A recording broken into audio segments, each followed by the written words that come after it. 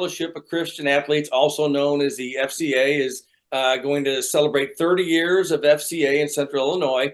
They're having their banquet April 15th at the Crown Plaza in Springfield.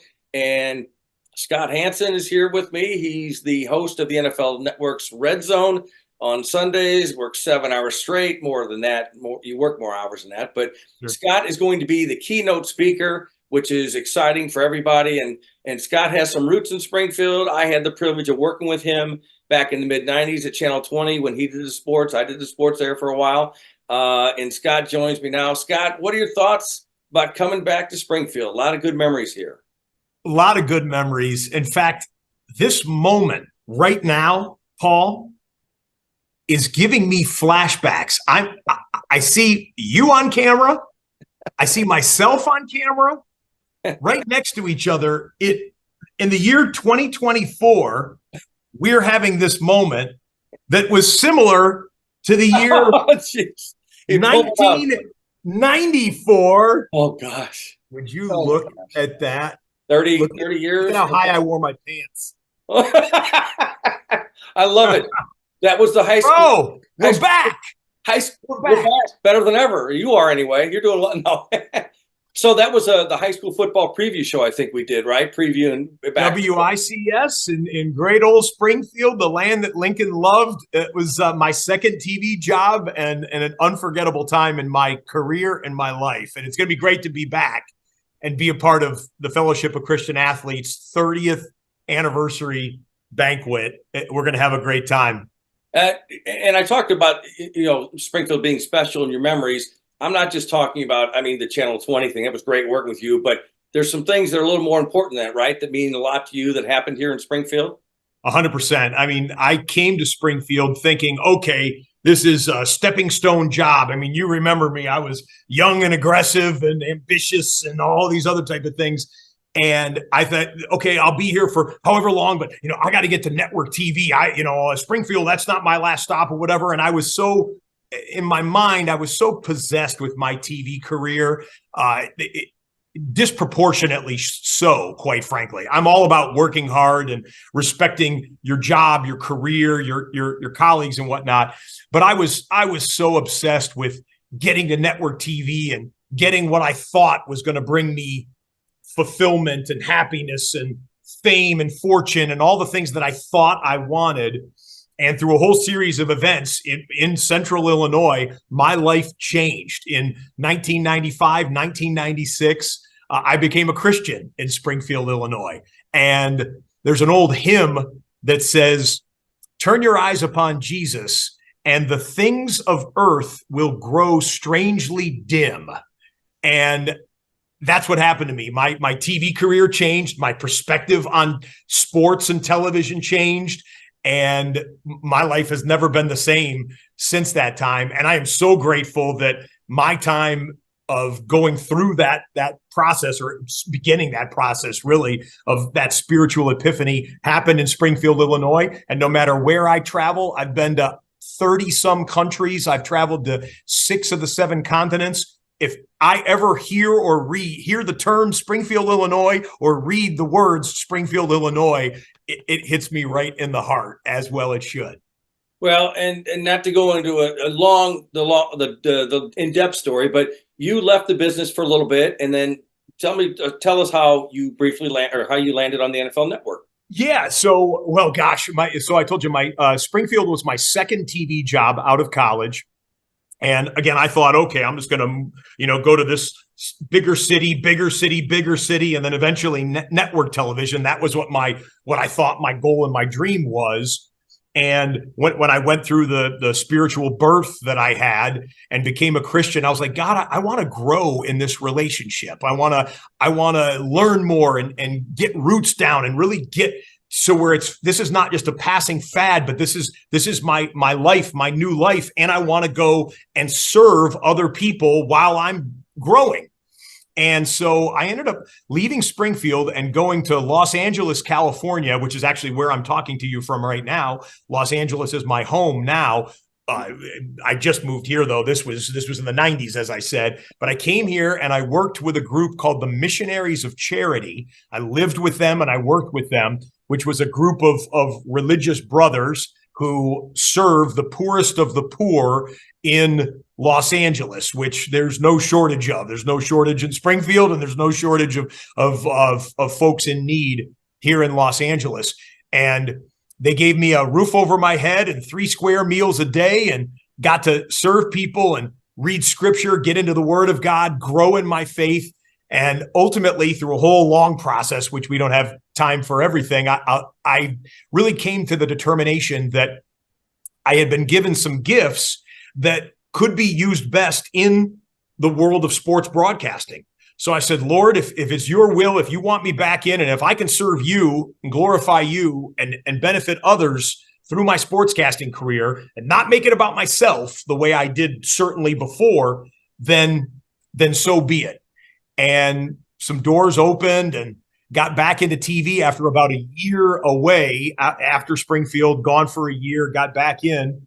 And I went on to a couple of other markets, Tampa, Florida, Philadelphia, Washington, D.C., and then the NFL came calling in 2006. And I've been with NFL Media ever since. And then a little show called NFL Red Zone came along, and that's been the vehicle for my career for the last 15 seasons. That's incredible. You do a great job, and you're on the air for 7 consecutive hours. You don't take a potty break, right? That's been well documented. You just don't have the time, but boy, you've got the energy and the knowledge, and that's great. And it's really, really awesome and great you're coming back, Scott, to do this.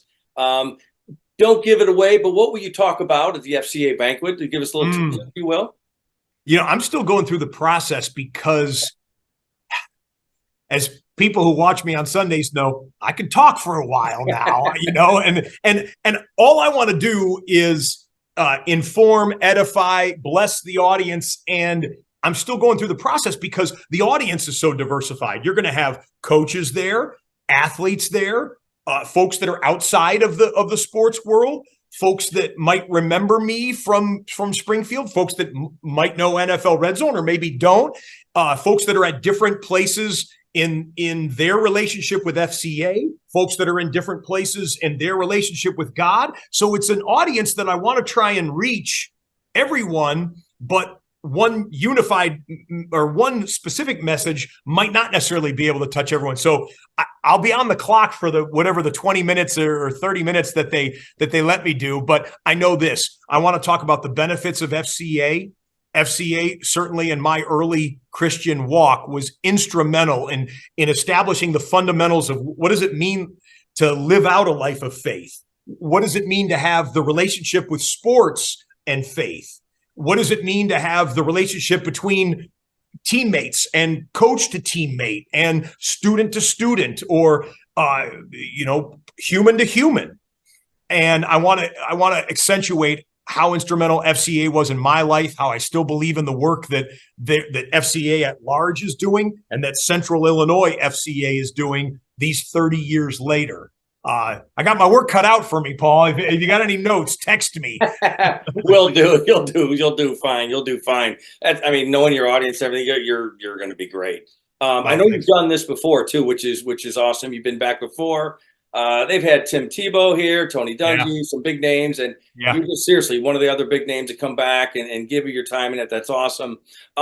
You want to talk a little bit just for a minute about some of the people maybe who've meant something to you in Springfield, if you want to, and then about what you're going to do immediately following the banquet? Give a little plug. 100%. Okay. Cool, boy. Just naming names here. Anytime, you know how they always say, if you start naming names, you're worried you're gonna, but there's a few that came right to mind. And Ken Leonard, the now Hall of Fame football coach, Ken Leonard from Sacred Heart Griffin, such a dear friend in my life, and someone that was so instrumental in my professional life, my personal life, my spiritual life, and is a dear friend today.